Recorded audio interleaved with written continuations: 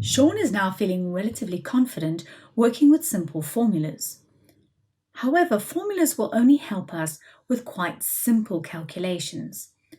So in this video, we're now going to look at how to work with a different kind of calculation called their function.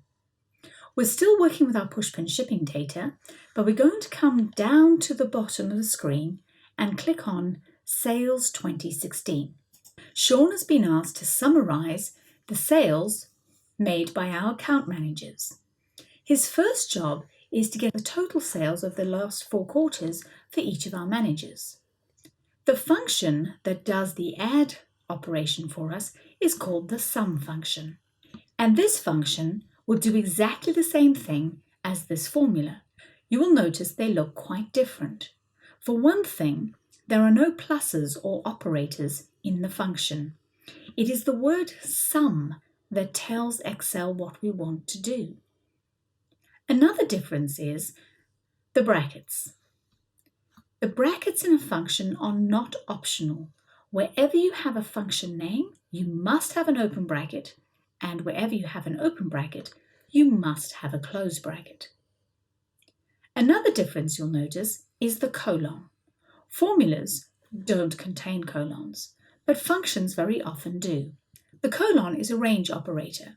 It means work with all the values from B4 up to and including E4.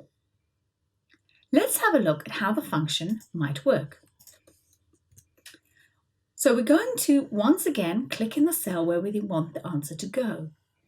I could type the function as you saw previously, but there's an even quicker way. We're going to come onto our Home tab of our ribbon, come to the far right and click AUTOSUM. Wow, Excel is so clever. How did it know what I wanted to add up? Well, the truth is it didn't. Excel follows a simple set of rules. The rules for AUTOSUM go like this. Look up. If there are at least 2 numbers above, add all the numbers until you hit text or a blank cell. If there are no numbers, go left. Add all the numbers to the left until you hit text or a blank cell.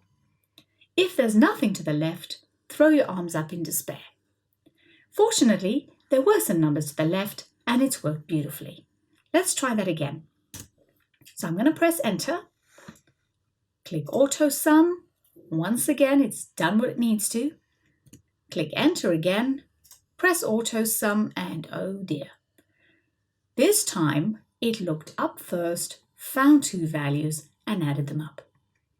Don't worry, if Excel doesn't get the right values, just go and explain to it that actually you want these ones. Problem solved and click enter. Now actually we didn't have to do each of those. Just like with formulas, you can use your fill handle to copy functions.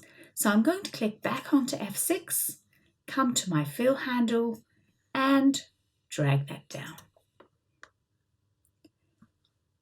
Now for those people who like a shortcut, I now want to add up all of the totals in this bottom row.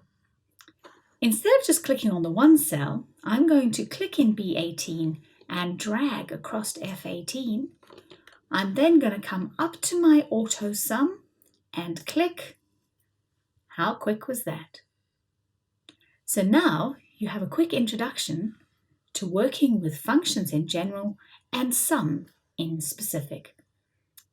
In the next few videos, we'll introduce you to some other useful functions.